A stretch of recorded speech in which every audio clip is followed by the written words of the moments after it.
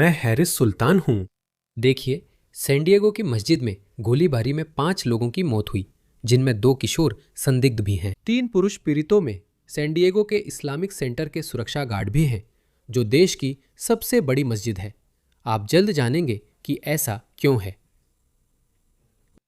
Police ने बताया कि पुरुष संदिग्धों में से एक की उम्र 17 साल और दूसरे की 19 साल थी और दोनों पास ही एक वाहन में संभवतः खुद को गोली मारने से मृत पाए गए। मैं पूरी स्पष्टता से इस आतंकवादी हमले और आम लोगों के खिलाफ हिंसा की कड़ी निंदा करता हूं और इससे घृणा करता हूं।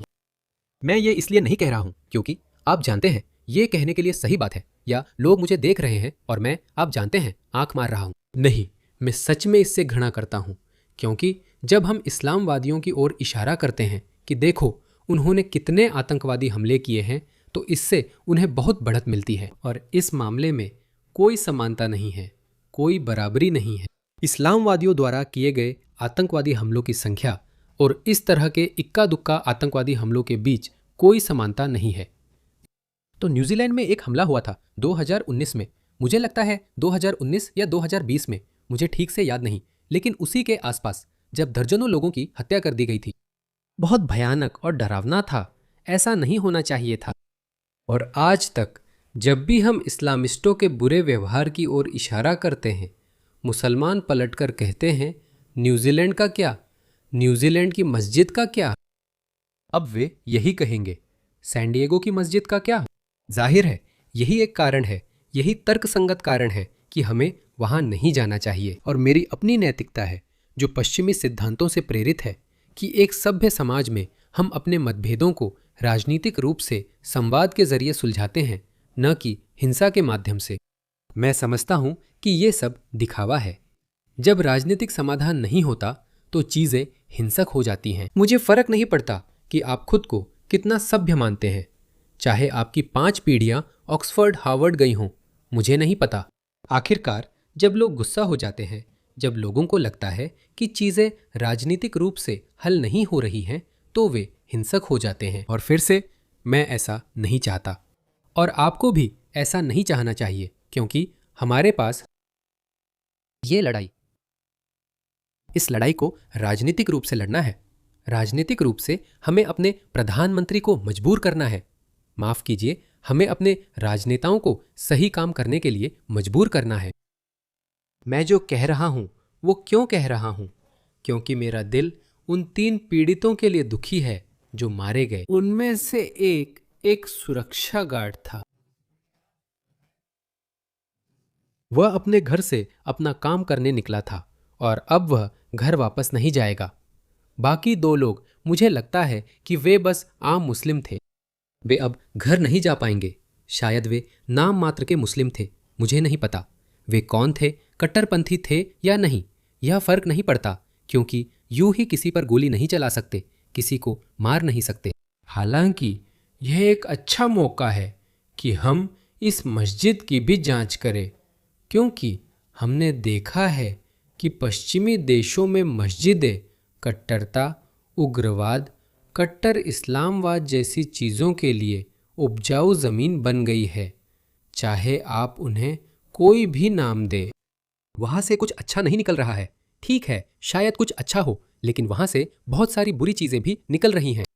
तो एमी मैक, जो कट्टर इस्लामवादियों या अमेरिका में इस्लामवादियों पर अपनी रिसर्च के लिए बेजोड़ है, उन्होंने इस बारे में लगभग 5 घंटे पहले एक लंबा ट्वीट लिखा था। तो मैं वह आपके साथ पढ़ने जा रहा हूं। तो मैं वह आपको पढ़कर सुनाने जा रहा हूं, ठीक है? कृपया थोड़ा धैर्य रखें। सैन डिएगो का इस्लामिक सेंटर, जो वहां की सबसे बड़ी मस्जिद है और क्लेयरमॉन्ट, कैलिफोर्निया में स्थित है, आज गोलीबारी की घटना का स्थल बना। मैं पूरे जोश के साथ इसकी निंदा करता हूं, जैसे कोई भी सभ्य इंसान करेगा। मैं आज हुई हिंसा की पूरी तरह से निंदा करता हूं और किसी भी निर्दोष अमेरिकी या दुनिया में कहीं भी किसी भी इंसान के खिलाफ किसी भी तरह की हिंसा का समर्थन नहीं करता। ये सिर्फ हमारा नैतिक रुख नहीं, बल्कि पहले बताए कारणों से हमारी रणनीतिक स्थिति भी है। नैतिक रूप से हमें इसकी निंदा करनी चाहिए, लेकिन रणनीतिक रूप से भी यह एक बुरा विचार है। इन चीज़ों को करना वाकई में बहुत बुरा विचार है, क्योंकि हम इसे राजनीतिक रूप से जीत सकते हैं। मैंने लंबे समय तक इस मस्जिद को कवर किया है। एमी ने इस मस्जिद को लंबे समय से कवर किया है और वह 11 सितंबर आतंकवाद और उग्रवाद से जुड़े पुराने आतंक के रिकॉर्ड से अच्छी तरह वाकिफ है।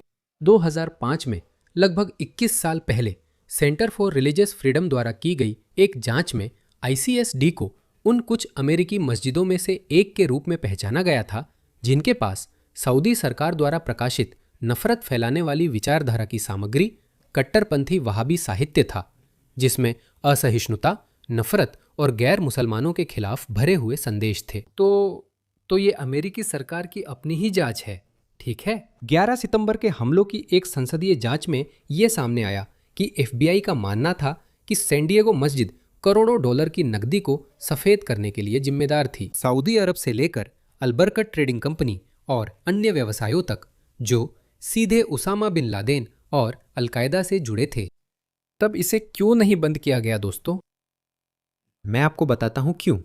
क्योंकि किसी वजह से अमेरिका की जमीन पर सबसे भयानक आतंकी हमले के बावजूद अमेरिका के वामपंथी और वोक लोग सोचते थे कि शायद हमें कोई बीच का रास्ता निकालना चाहिए, हमें उन्हें खुश करना चाहिए, या हमें बदलना होगा। हमें सिर्फ ताकत का इस्तेमाल करने के बजाय कुछ और करना होगा। ये एक गलती थी। हमें ताकत का इस्तेमाल करना चाहिए था। हर एक व्यक्ति को देश से निकाल देना चाहिए था, और जिन लोगों को हम किसी भी गलत काम के लिए दोषी नहीं ठहरा सके, क्योंकि ये चीजें बहुत पेचीदा होती हैं, ये लोग अपने सबूत बहुत अच्छे से छुपा लेते हैं, हमें उन्हें भी देश से निकाल देना चाहिए था। पश्चिम पर कोई जिम्मेदारी नहीं, उन्हें अच्छी जिंदगी देने की कोई जिम्मेदारी नहीं है, और वे इसका इस्तेमाल करते हैं, और फिर वे उन्हीं तरीकों का इस्तेमाल पश्चिम को ही खत्म करने के लिए करते हैं। 9/11 के 2 अपहरणकर्ता खालिद अल मिधार और नवाफ अल हजमी अक्सर ICSD में नमाज पढ़ते थे। इसके बाद उन्होंने अमेरिकन एयरलाइंस फ्लाइट 77 को पेंटागन में टकराया। मुझे ये नहीं पता था। साथ में नमाज पढ़ने वालों ने उन्हें social security card, driving licence, car खरीदने और स्थानीय आवास पाने में मदद की। इस जोड़ी ने 911 के मास्टरमाइंड खालिद शेख मोहम्मद के भतीजे से ICSD के प्रशासक के बैंक खाते के जरिए रकम मिली, यानी इस मस्जिद के प्रशासक ने यह रकम सीधे खालिद शेख मोहम्मद से ली और उसे अपहरणकर्ताओं तक पहुंचा दिया। ये मस्जिद अभी भी चालू क्यों थी? नाम देखिए, जिहाद सरवान मुस्तफ़ा, सैन डिएगो के अमेरिकी मूल निवासी और अब दुनिया के सबसे वांछित आतंकवादियों में से एक, इस मस्जिद में अक्सर आते थे। बाद में वो सोमालिया के अलकायदा से जुड़े अल शबाब संगठन में शामिल होकर वरिष्ठ नेतृत्व तक पहुंचा। वर्तमान प्रमुख इमाम ताहा हसन हैं। इस आदमी के बारे में और बातें सामने आ रही हैं। वह वर्तमान इमाम है ताहा हसन, जो 2004 में 9/11 के तुरंत बाद से मस्जिद का नेतृत्व कर रहे हैं। उन्होंने दावा किया कि मुस्तफ़ा की कट्टरता के बारे में जानकर वो हैरान रह गए। ओह दोस्तों, यही तो इनकार की गुंजाइश है।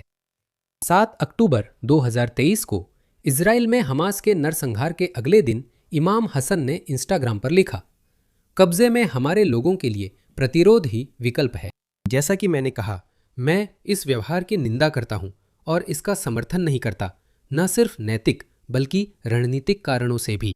लेकिन मुझे बताइए, अगर मैं कहूं अच्छा आप ये सब कर रहे हैं, आप आतंकवादी हमले कर रहे हैं, आप स्थानीय लोगों को उकसा रहे हैं और भड़का रहे हैं, तो उन्हें कैसा लगेगा? आपने ये फ्रांस, जर्मनी, ब्रिटेन में किया है, आप ये ऑस्ट्रेलिया में कर रहे हैं, आप ये अमेरिका में कर रहे हैं।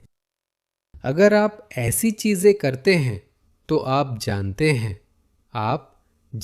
हैं। नहीं, मेरी नैतिकता मुझे इसकी इजाजत नहीं देती। ये शब्द मेरे मुंह से नहीं निकल रहे, मैं बस यही कर रहा हूं। लेकिन वे कहते हैं इंतिफादा को वैश्विक बनाओ, यह प्रतिरोध है। ठीक है, क्या यह वाकई प्रतिरोध है? इसे प्रतिरोध कहना सही है, क्योंकि आप लोग यही कर रहे हैं, लोगों को उकसाकर प्रतिरोध करा रहे हैं। लो हो गया। 20 अक्टूबर के एक उपदेश में उन्होंने अपनी बात और मजबूत की।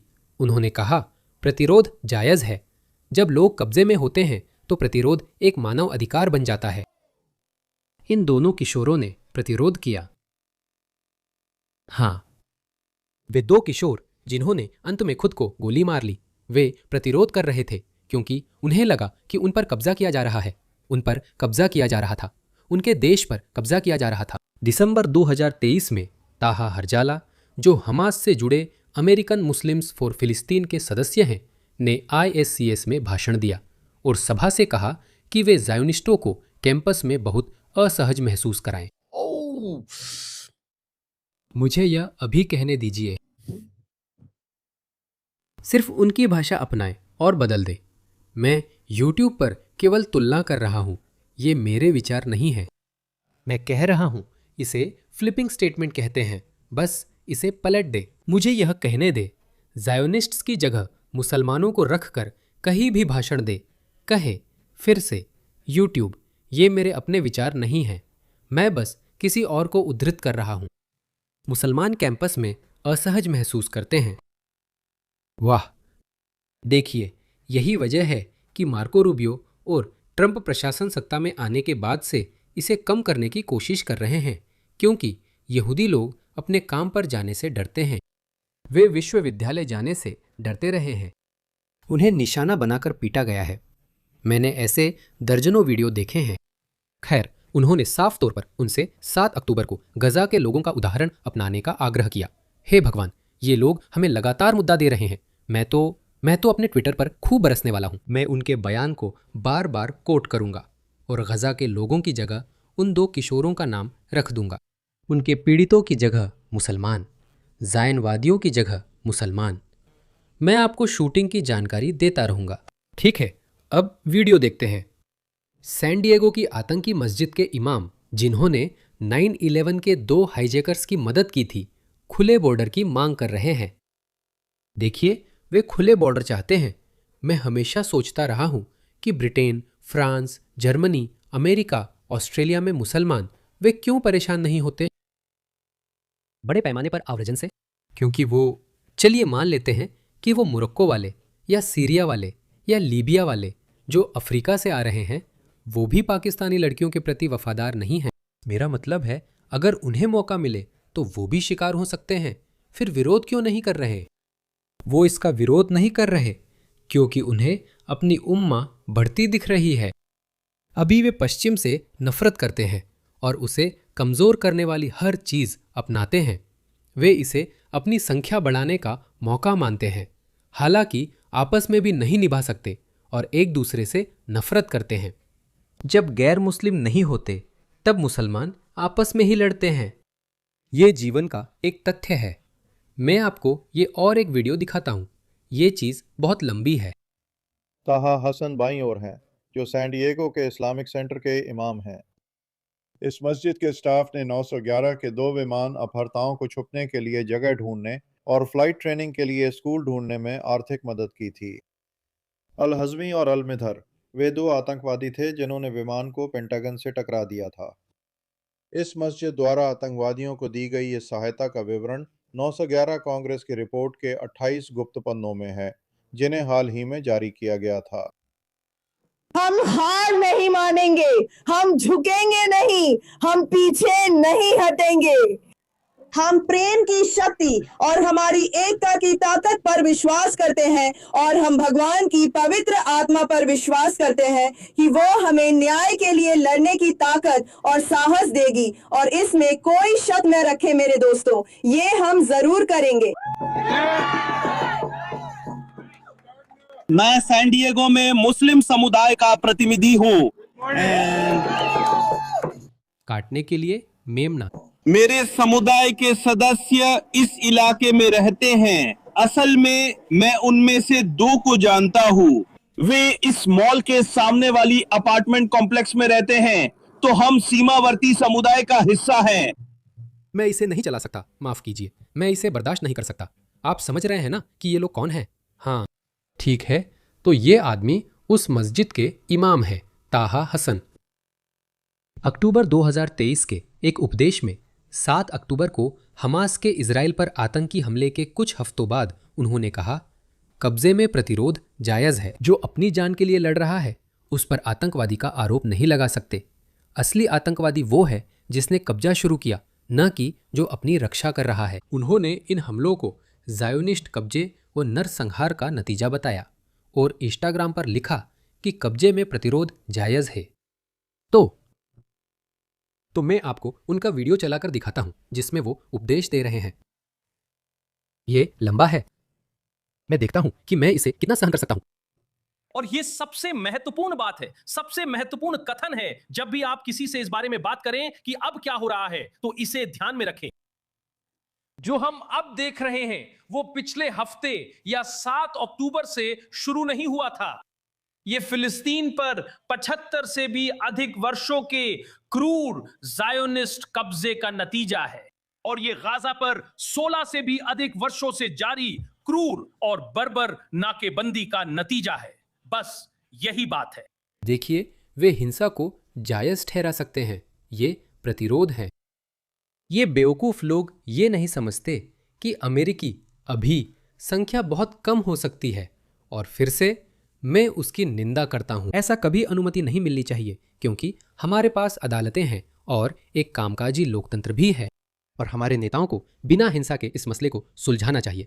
यही वजह है कि हम कहते हैं कि ये सभी लोग जो अमेरिका विरोधी हैं, पश्चिम विरोधी हैं, बस पश्चिम विरोधी हैं। ये सब पश्चिम विरोधी हैं, ये पश्चिम से नफरत करते हैं।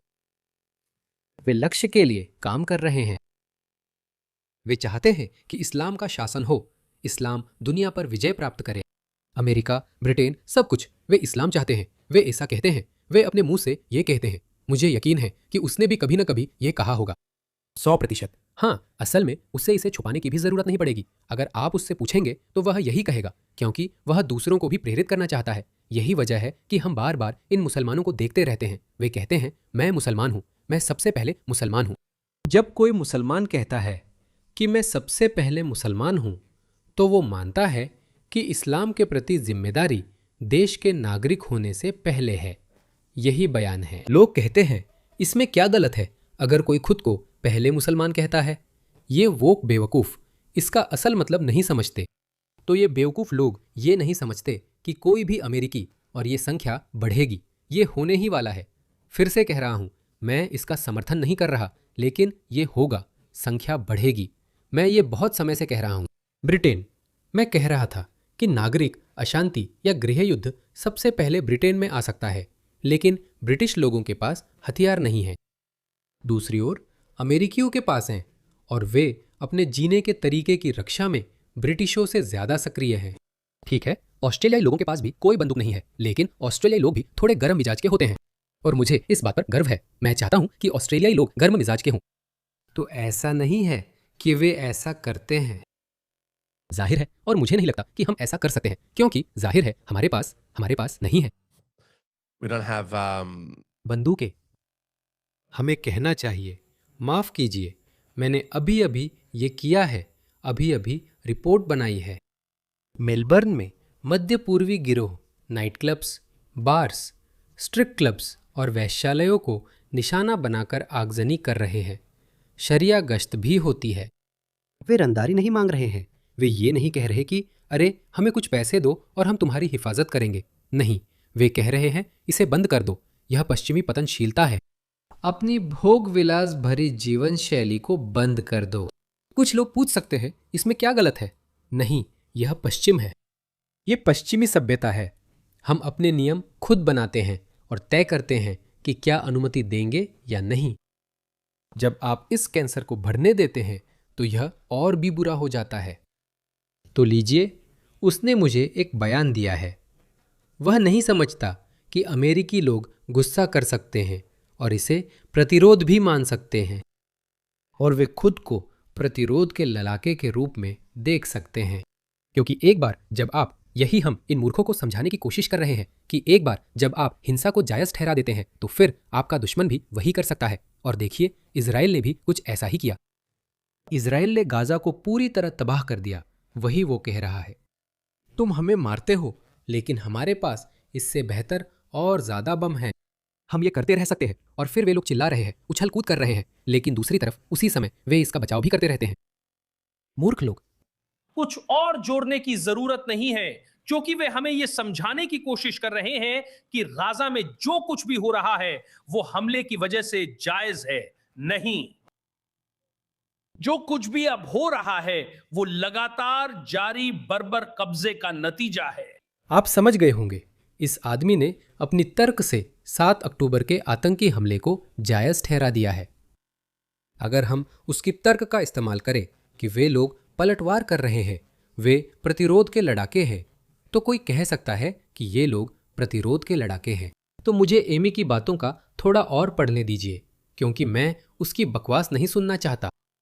अब चलिए सुनते हैं कि निर्दोष गैर मुसलमानों पर हुए एक क्रूर सामूहिक इस्लामी हमले पर इमाम ताहा की प्रतिक्रिया कैसी थी।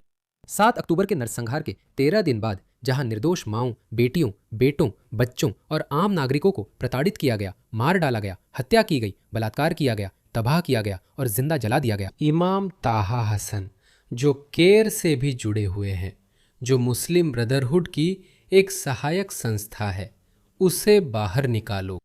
उसे बाहर निकालो दोस्तों, तुम्हारी कोई जिम्मेदारी नहीं है।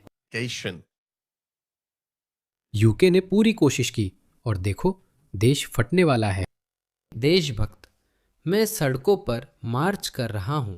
अमेरिका में ये और भी ज्यादा भयानक होने वाला है, क्योंकि भाई उनके पास 250 साल का इतिहास है और उन्होंने ये पहले भी एक बार किया है। वे उठ खड़े हुए हैं।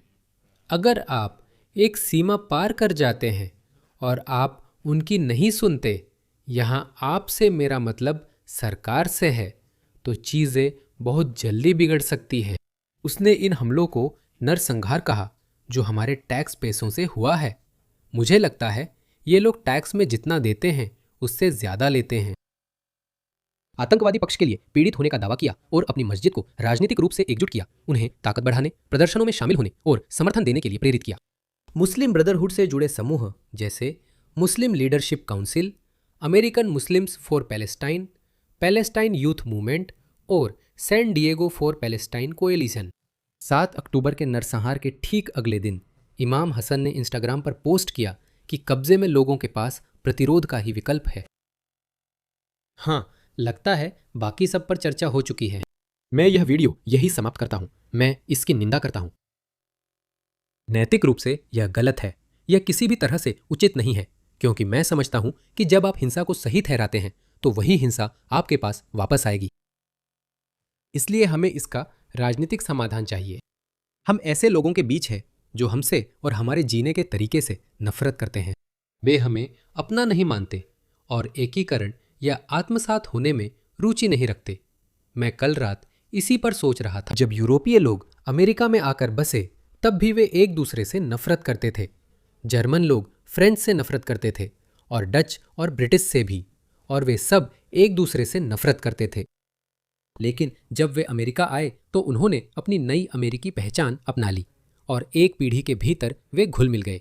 ठीक है, आयरिश तब भी ब्रिटिश से नफरत करते थे, लेकिन यह धीरे धीरे पीढ़ियों के साथ खत्म हो गया। वे अपनी नई अमेरिकी पहचान अपनाने में ज्यादा रुचि रखते थे। अमेरिका क्या पेश करता है? बाहर निकलो, पूंजीवादी बनो, पैसा कमाओ, संभावनाओं की कोई सीमा नहीं है। लेकिन मुसलमान नहीं। मुसलमान अपनी नई पहचान नहीं अपनाते। मुसलमान अमेरिका से नफरत करते हैं और इसके कारण भी साफ है। मेरा मतलब है, अगर आप मानते हैं कि इस्लाम ही एकमात्र सच्चा धर्म है और इस्लामी जीवन शैली सबसे अच्छी है, तो हाँ, फिर आप नफरत करेंगे। अमेरिकी या पश्चिमी जीवन शैली, यही वजह है कि यह बहुत महत्वपूर्ण है। मैं बार बार यही बात कहता रहता हूं। मैं सभी को चेतावनी देने की कोशिश कर रहा हूं। मैं ब्रिटिश और ऑस्ट्रेलियाई लोगों को समझाने की कोशिश कर रहा हूं कि जब कोई मुस्लिम कहता है कि वो पहले मुस्लिम है, फिर अमेरिकी, ब्रिटिश या ऑस्ट्रेलियाई, तो इसका अर्थ होता है, इसका अर्थ है कि इस्लाम के प्रति मेरे कर्तव्य आपके देश के प्रति मेरे कर्तव्यों से पहले आते हैं। निष्ठा किसी देश के प्रति नहीं है, बल्कि देशों के रचयिता के प्रति है। ये रब्बुल आलमीन के प्रति है। दोस्तों, इसका कुछ मतलब है। इसका कुछ मतलब है। और अगर हम, और इसमें कुछ गलत नहीं है कि हम उनसे उनकी पूरी वफादारी की मांग करें। वोक लोग कहते हैं कि अमेरिका में सभी प्रवासी हैं, जैसे शुरुआती अमेरिकी जो वहां आए। हाँ, हर गाड़ी एक गाड़ी है, लेकिन एक लग्जरी जर्मन गाड़ी और एक सस्ती चीनी गाड़ी में फर्क होता है। असल में चीनी लोग भी अब बहुत अच्छी गाड़ियां बना रहे हैं, लेकिन आप मेरी बात समझ गए होंगे। फर्क तो है। प्रवासी लोगों में फर्क उनकी संस्कृति से होता है दोस्तों। वे किस संस्कृति से हैं ये वाकई मायने रखता है। और माफी मांगने की कोई जरूरत नहीं है। अपने जीवन के तरीके की रक्षा करने के लिए माफी मांगने की कोई जरूरत नहीं है। इसमें कुछ भी गलत नहीं।